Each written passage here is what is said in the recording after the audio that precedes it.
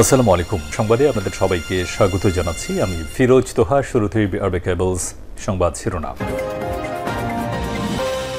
দখলদার ইসরায়েলি বাহিনী এবং নিরীহ ফিলিস্তিনিদের মধ্যে যুদ্ধ চলছে, আর এই মুহূর্তে আমাদের হাতে এসছে যুদ্ধের ভয়ঙ্কর কিছু গুরুত্বপূর্ণ আপডেট সংবাদ। প্রথমেই জানাবো, গাজা ইসরায়েলি হামলায় নিহত আরও ৪৫। ফিলিস্তিনের অবরুদ্ধ গাজা ভূখণ্ডে ইসরায়েলি হামলায় গত ২৪ ঘন্টা আরও ৪৫ জন নিরীহ ফিলিস্তিনি নিহত হয়েছে। ১০০ জনের বেশি আহত হয়েছে। রাতভর গাজায় হামলায় মৃতের সংখ্যা বেড়েই চলেছে। এতে অবরুদ্ধ এই উপত্যকাটিতে নিহতের সংখ্যা ৫১,৩০৫ জন ছাড়িয়ে গেছে। আজ এই তথ্য জানিয়েছে সংবাদ মাধ্যম আল জাজিরা। এরপর জানাবো, এবার ভারতের বিরুদ্ধে পাল্টা পদক্ষেপ নিচ্ছে পাকিস্তান। ভারতের অধিকৃত জম্মু ও কাশ্মীরের পেহেলগামে বন্দুক হামলাকে কেন্দ্র করে পাকিস্তানের বিরুদ্ধে একাধিক সিদ্ধান্ত নিয়েছে নয়াদিল্লি। ফলে প্রতিবেশী দেশের এই সিদ্ধান্তের বিরুদ্ধে এবার পাল্টা পদক্ষেপ নিয়েছে পাকিস্তান। আজ ন্যাশনাল সিকিউরিটি কমিটি এনএসসির জরুরি বৈঠক ডেকেছে পাকিস্তানের প্রতিরক্ষামন্ত্রী খাজা আসিফ। খবর জিও নিউজের। জানাবো, কাশ্মীর নিয়ে ফের সংঘাতে জড়াতে পারে ভারত পাকিস্তান। ভারত নিয়ন্ত্রিত জম্মু কাশ্মীরে পাহাড়গেরা উপত্যকা পাহেলগামে দীর্ঘদিন ধরে পর্যটকদের কাছে আকর্ষণীয় স্থান। সেখানে নামকরণ করা হয়েছে মিনি সুইজারল্যান্ড। বিকেলে পাহেলগামে এক মর্মান্তিক বন্দুক হামলার ঘটনা ঘটে, তাতে ২৬ জন নিহত হয়। এই ঘটনার পর ভারত সরাসরি পাকিস্তানকে দোষারোপ করছে। এ নিয়ে তাদের মধ্যে ফের বড় ধরনের যুদ্ধ শুরু হতে পারে। এবারে জানাবো, অনশন প্রত্যাহার করলেন কুয়েটের শিক্ষার্থীরা। অনশন প্রত্যাহার করলেন খুলনা প্রকৌশল ও প্রযুক্তি বিশ্ববিদ্যালয় কুয়েটের শিক্ষার্থীরা। গতরাত ১টার দিকে বিশ্ববিদ্যালয় মঞ্জুরি কমিশনের সদস্য অধ্যাপক ড তানজিম উদ্দিন খান শিক্ষার্থীদের জুস খাইয়ে অনশন ভঙ্গ করান। এবং সর্বশেষ জানাবো, কুয়েটের উপাচার্য এবং উপ উপাচার্যকে অব্যাহতি দেওয়ার প্রক্রিয়া শুরু। খুলনা প্রকৌশল ও প্রযুক্তি বিশ্ববিদ্যালয় কুয়েটের উপাচার্য অধ্যাপক ড মোহাম্মদ মাসুদ ও উপ উপাচার্যকে তাদের দায়িত্ব থেকে অব্যাহতি দেওয়ার প্রক্রিয়া শুরু করেছে সরকার। বুধবার ২৩ এপ্রিল দিবাগত রাতে এই তথ্য সম্প্রচার মন্ত্রণালয়ের জনসংযোগ কর্মকর্তা মোহাম্মদ মামুনুর রশিদ স্বাক্ষরিত এক বিজ্ঞপ্তিতে জানানো হয়েছে। প্রিয় দর্শক, এতক্ষণ শুনছিলেন সংবাদ শিরোনাম, এবারে বিস্তারিত। তবে তার আগে বন্ধুরা, অনুরোধ থাকবে এই সংবাদটিতে একটি লাইক দিন। এই চ্যানেলে আপনি নতুন হয়ে থাকলে আমাদের সংবাদটি দেখতে দেখতে চ্যানেলটি সাবস্ক্রাইব করে রাখুন। কমেন্ট করে বন্ধুরা আপনার মূল্যবান মতামত জানিয়ে দিন আপনি বিশ্বের কোন দেশ থেকে বা বাংলাদেশের কোন স্থান থেকে আমাদের সংবাদটি দেখছেন এবং শুনছেন। আর বন্ধুরা, গাজা যুদ্ধে আপনি যদি নিরীহ ফিলিস্তিনিদের ভালোবেসে থাকেন, কমেন্টে ইয়েস লিখে বিশ্ববাসীকে জানিয়ে দিন। এবারে বিস্তারিত। গাজা ইসরায়েলি হামলায় নিহত বেড়ে আরও ৪৫। ফিলিস্তিনি অবরুদ্ধ গাজা ভূখণ্ডে দখলদার ইসরায়েলি হামলায় গত ২৪ ঘন্টায় আরও ৪৫ জন নিরীহ ফিলিস্তিনি নিহত হয়েছে। ১০০রও বেশি আহত হয়েছে। রাতভর গাজায় হামলায় মৃতের সংখ্যা বেড়েই চলেছে। এতে করে অবরুদ্ধ এই উপত্যকাটি নিহতের সংখ্যা ৫১,৩০৫-এ ছাড়িয়ে গেছে। বৃহস্পতিবার ২৪ এপ্রিল এই তথ্য জানিয়েছে সংবাদ মাধ্যম আল জাজিরা। প্রতিবেদনে বলা হয়েছে, বুধবার গাজায় ইসরায়েলি হামলায় অন্তত ৪৫ জন নিহত এবং আরও ১০০ জনের বেশি আহত হয়েছে বলে চিকিৎসা সূত্র থেকে জানা গেছে। রাতভর গাজায় হামলায় মৃতের সংখ্যা বেড়েই চলেছে। পৃথক প্রতিবেদনে বার্তা সংস্থা আনাদুলু বলছে, গাজা উপত্যকায় ২০২৩ সালের অক্টোবর থেকে ইসরায়েলের গণহত্যামূলক আগ্রাসনে ভূখণ্ডটিতে মোট মৃতের সংখ্যা বেড়ে ৫১,৩০৫ জনে পৌঁছেছে বলে গাজার স্বাস্থ্য মন্ত্রণালয় জানিয়েছে। মন্ত্রণালয়ের এক বিবৃতিতে বলা হয়েছে, ইসরায়েলি হামলায় আহত হওয়া আরও ১০৫ জনকে গাজার বিভিন্ন হাসপাতালে নেওয়া হয়েছে। এর ফলে সংঘাত শুরু থেকে আহতের সংখ্যা বেড়ে ১,১৭,০৯৬ জনে পৌঁছেছে। অনেক মানুষ এখনও ধ্বংসস্তূপের নিচে এবং রাস্তায় পড়ে থাকলেও উদ্ধারকারীরা তাদের কাছে পৌঁছাতে পারছে না, কারণ রাস্তাঘাট ধ্বংসস্তূপের কারণে ব্লক হয়ে গেছে। দীর্ঘ ১৫ মাস সামরিক অভিযানের পর যুক্তরাষ্ট্র ও আন্তর্জাতিক সম্প্রদায়ের চাপে ১৯ জানুয়ারি গাজায় যুদ্ধবিরতি সম্মত হয় ইসরায়েলি বাহিনী। এরপর প্রায় ২ মাস গাজায় কম বেশি শান্তি বজায় ছিল, কিন্তু গাজা থেকে সেনা প্রত্যাহার প্রশ্নে হামাসের মতানৈক্যকে কেন্দ্র করে আবার মার্চ মাসে অর্থাৎ গত সপ্তাহে থেকে গাজায় ফের বিমান হামলা শুরু করেছে দখলদার ইসরায়েলি বাহিনী।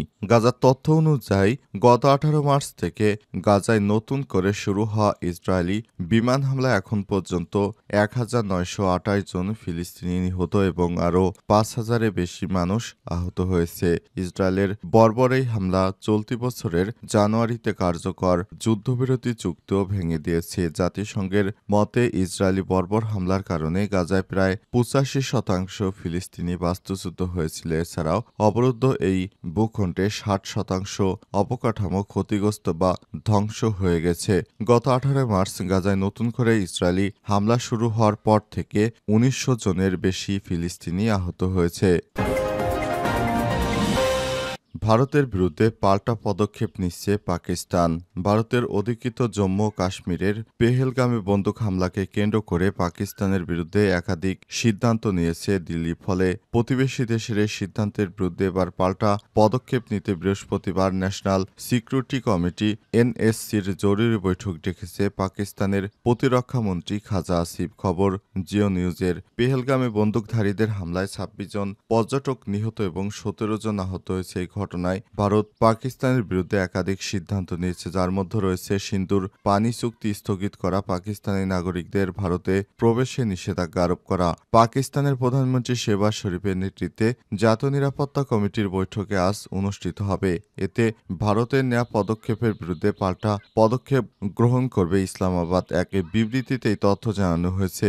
জিও নিউজকে প্রতিরক্ষামন্ত্রী বলেছে, বৃহস্পতিবার শেহবাজ শরীফের সঙ্গে আলোচনা করে ভারতের বিরুদ্ধে পাল্টা পদক্ষেপ নেওয়া হবে। তিনি বলেছেন, ভারত কোনোভাবেই সিন্ধু পানি চুক্তি স্থগিত করতে পারে না, কারণ এর সঙ্গে শুধু ভারত ও পাকিস্তান জড়িত নয়, বিশ্বব্যাংক এবং অন্যান্য শেয়ার হোল্ডাররাও অংশ জড়িত রয়েছে। সুতরাং ভারত একা একা পানি বন্ধ করার মতো কোনো স্পর্ধা ভারতের নেই। তিনি বলেন, ভারত কোনোভাবে সিন্ধুর পানি চুক্তি স্থগিত করতে পারবে না, কারণ এর সঙ্গে শুধু ভারত নয়, এর সঙ্গে পাকিস্তানও জড়িত। পাকিস্তানকে না জানিয়ে একা একা ভারত পানি বন্ধ করতে পারবে না, এটা কোনোভাবেই সম্ভব নয়।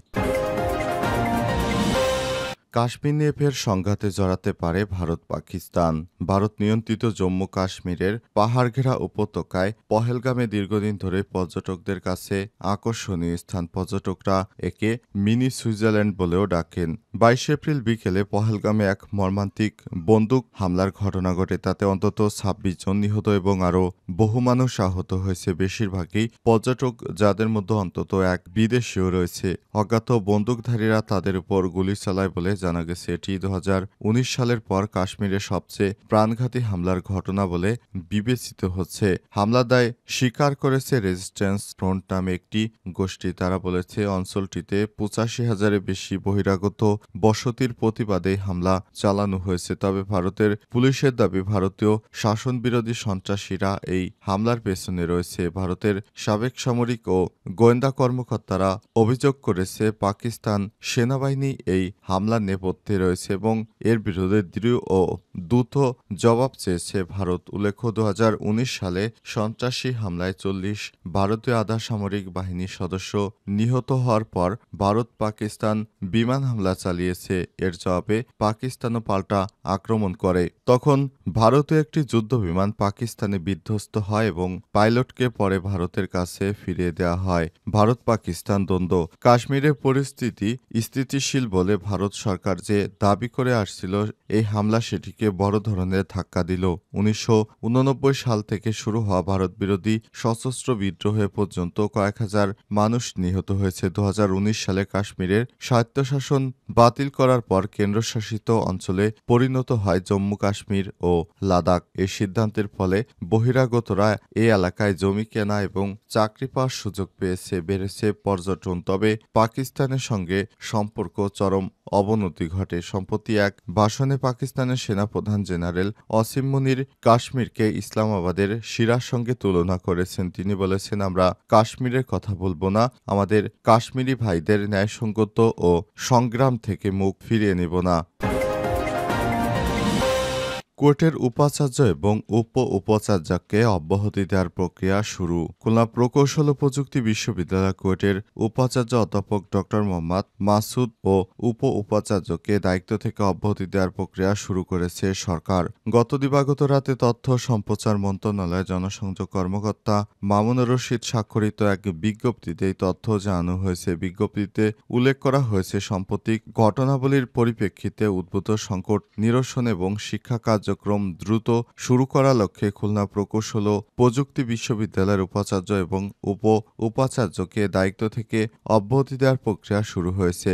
অনতিবিলম্বে একটি সার্চ কমিটি গঠনের মাধ্যমে এই দুই পদে নতুন নিয়োগ দেওয়া হবে। বিজ্ঞপ্তিতে আর উল্লেখ করা হয়েছে, অন্তর্বর্তীকালীন বিশ্ববিদ্যালয়ে নিয়মিত কার্যক্রম চালু রাখার স্বার্থে জ্যেষ্ঠ অধ্যাপকদের মধ্যে একজনকে সাময়িকভাবে উপাচার্যের দায়িত্ব অর্পণ করা হবে। প্রসঙ্গত, ছাত্র রাজনীতি নিষিদ্ধ করার দাবি নিয়ে দ্বন্দ্বের জেরে গত 18 ফেব্রুয়ারি কুয়েটে ছাত্রদল এবং যুবদলের সঙ্গে শিক্ষার্থী এলাকাবাসীর রক্তক্ষয়ী সংঘর্ষে অর্ধশতাধিক আহত হয়। এই ঘটনার পর 25 সিন্ডিকেট সভায় অনির্দিষ্টকালের জন্য একাডেমিক কার্যক্রম ও হল বন্ধ ঘোষণা করা হয়েছিল। কর্তৃপক্ষের নিষেধাজ্ঞা উপেক্ষা করে 13 এপ্রিল বন্ধ থাকা কুয়েট ক্যাম্পাস এলাকায় প্রবেশ করে শিক্ষার্থীরা। গত 14 এপ্রিল রাতে অনুষ্ঠিত বিশ্ববিদ্যালয়ের 101তম জরুরি সিন্ডিকেট সভায় কুয়েটে 18-19 ফেব্রুয়ারি সহিংসতার ঘটনায় 37 শিক্ষার্থীকে সাময়িক বহিষ্কার করেছে বিশ্ববিদ্যালয় কর্তৃপক্ষ।